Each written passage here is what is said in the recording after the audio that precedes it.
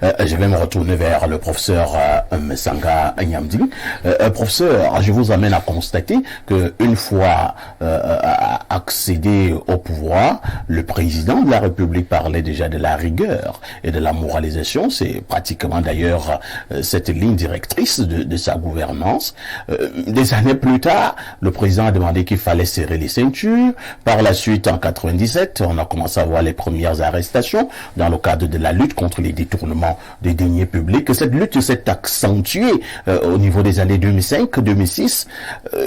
40 ans plus tard, dans un discours à la nation, le président vous parle encore de la lutte contre les détournements des deniers publics. Ma question est celle de savoir, le président a-t-il été entendu? Les hommes ont-ils pris conscience? Ou alors le président lui-même est essoufflé? Le président est pris en otage. Ah bon? Oui, je le dis pour deux raisons.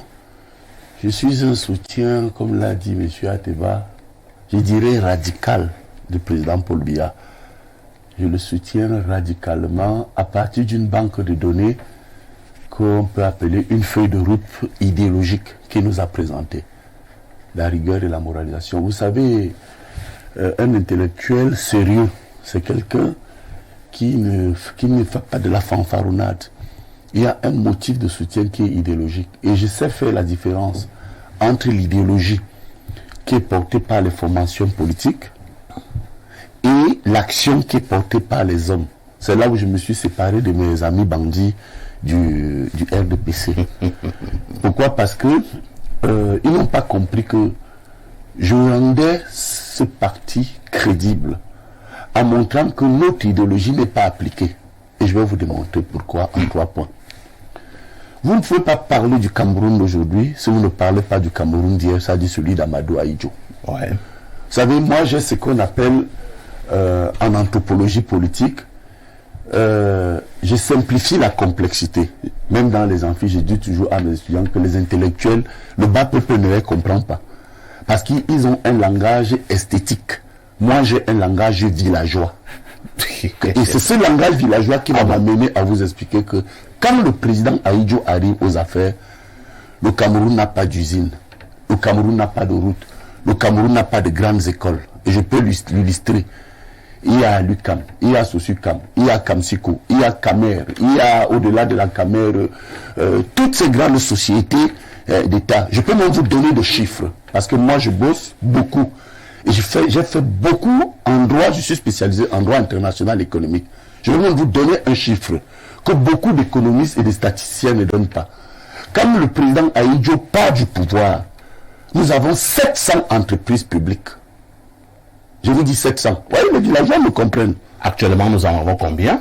Avant d'arriver, actuellement, nous en avons combien? Le président Ahidjo a mis en place la Société nationale des investissements. Un modèle qu'il a ramené de Corée et d'Asie, qui, avec près de 80% de parts dans ces entreprises. Mais que faisaient ces entreprises? C'était l'agriculture. Elles soutenaient la production locale.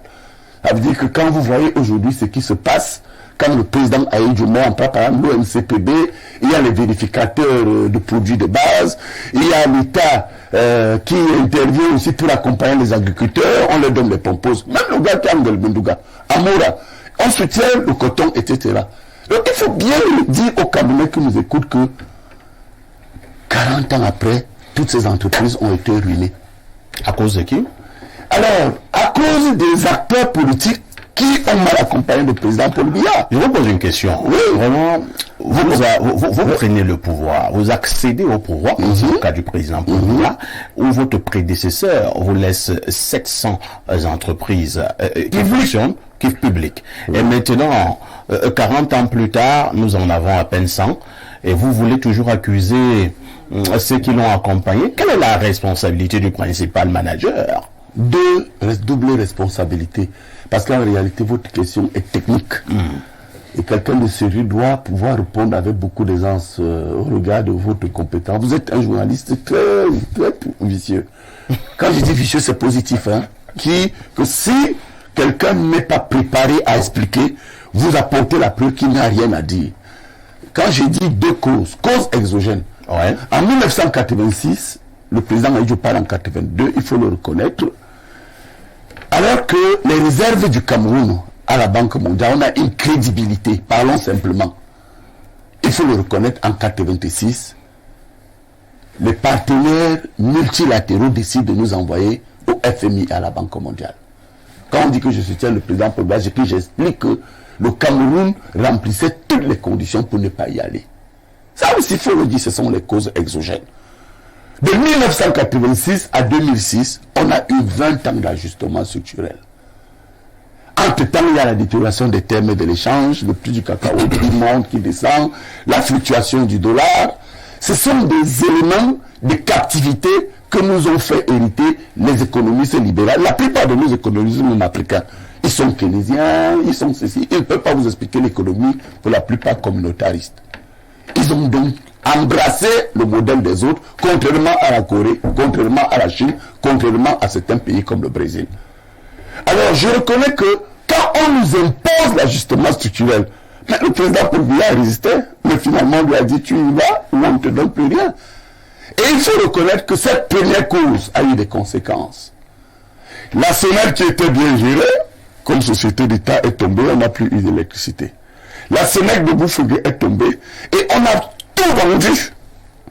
Ça c'est la première cause où vraiment, sauf si on est de mauvaise foi, on ne peut pas seulement incriminer le président Paul Biya. Il y a eu ce regard des bailleurs de fonds qui voyaient le Cameroun être émergent, avec une autosuffisance, avec une vision agricole. Je vous donne encore un autre élément sur ce premier point parfait à ici. Le Cameroun, le pétrole était dans un compte hors budget. Mais regardez l'Ukraine aujourd'hui.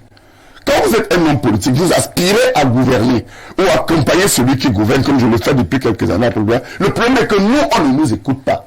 On n'écoute que les hommes des réseaux.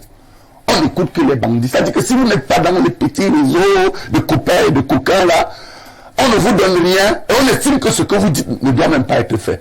Donc à partir de là, moi j'ai le courage de dire qu'on ne peut pas accuser Paul Biya. Il y a eu ces contraintes très fortes que je vous dis, on a ici un excellent économiste, je l'ai écouté, il est cohérent. Et même nos amis, parce qu'ils sont dans l'opposition, qui sont encore au pouvoir, je mets ici au défi les uns et les autres de me dire que, monsieur le professeur, quand on envoie au Cameroun, au FMI, il devait y aller. Et toutes ces privatisations-là ont ruiné l'État. Deuxième cause, les causes endogènes. Et je termine là, le vol. Sous Aïdjo, on ne volait pas comme on vole sur le président. Comment sur Aïdjo, on ne volait pas comme on vole sur le président? Je vous dis que c'est terrible. Et maintenant, vous soutenez donc le président Paul Biya. Bon, je vais vous dire pourquoi. Est-ce que c'est le président Paul Biya qui a donc institué le vol? Ben, je vais vous dire pourquoi. Pourquoi, à un moment donné, le président a levé la pédale? Vous savez que la constitution de l'État au Cameroun, c'est le président Aïdjo. Nous avons eu 4 constitutions, celle de 1960. Je vous dis que vos débats sont très élevés, hein, c'est du haut niveau. Hein. Tout à fait. Deuxième point, on a eu la constitution de 61 qui a duré 11 ans. La constitution fédérale. C'est elle qui a construit les usines, les écoles comme l'ENAM, l'IRIG, l'école de travaux, Polytech, et tout ce qu'on a, le palais de Toudi, le palais de congrès. Donc, il faut quand même rappeler ça à ces gens-là. En 72, j'ai encore en mémoire, je crois que j'avais à peine 10 ans. Parce que moi, je ne cache pas, je devais avoir 6 ou 7 ans. Mais quelques temps après, aujourd'hui, même à Google, prenez le discours lorsque Aïdjo proclame l'État unitaire. Le premier acte de souveraineté du Cameroun. Il dit Camerounais, j'ai décidé de prendre mes responsabilités en mon âme et conscience pour mettre fin au référendum en vous projetant vers l'État unitaire fort. État unitaire, quand il parle, il faut le reconnaître, Aïdjo fédère le nord-ouest et le sud-ouest, anglophone et francophone. Il fédère le grand nord et le grand sud. Il fédère, mais aujourd'hui, pourquoi je soutiens, alors que c'est le président Paul Biya, effectivement, qui anime, et je t'ai dit la vie. Merci beaucoup. Eh bien, je soutiens tout simplement parce que, à un moment donné, le projet politique de Paul Biya, on ne peut pas dire qu'il était mauvais. Mais malheureusement, plusieurs années après, là, je rejoins à débat du MRC et tout ce monde. Malheureusement, le président a connu, vous savez, même en économie, on appelle ça les facteurs. Quand il y a eu la tentative de coup d'État du 6 avril 1984, il y a eu le clash entre le président Aïdjo et le président Paul Biya. Les voleurs, ces gars qui sont pires que les rats d'église. Vous savez, quand vous allez à l'église, même la communion n'est pas au sol, hein, parce que les rats prennent ça. Et on se retrouve donc dans une situation où le président ayant été victime de cela, et ça, je chute, je rejoins les autres. La deuxième fois, vous voulez chuter. Oui, bon, alors il a levé la pédale. Il a levé la pédale parce qu'à un moment donné, le président, et ça j'ai quand même aussi le courage de le dire, était préoccupé par son maintien au pouvoir, avec des hommes qui lui donnaient l'impression qu'ils pouvaient l'accompagner. Il a plus été préoccupé par le monde. Oui, à un moment donné, son poste, parce qu'il a été secoué. Que la sauvegarde des caisses de l'État. C'est ça? La sauvegarde des caisses de l'État était sa priorité, mais quelque part, il voulait atteindre ses objectifs. Merci. Alors chaque année, quand vous croyez que c'est dans 10 ans que vous pouvez avancer, les bandits sont malgré là, ils vous torpillent. Vous dites après ces 2 ans, après ces 20 ans, nous sommes arrivés à 40 ans à voir le même chef d'État dénoncer la corruption et le détournement de fonds, comme si effectivement il n'y avait pas autre chose à dire que de reconnaître que les collaborateurs l'ont foutu dans la merde. Merci beaucoup.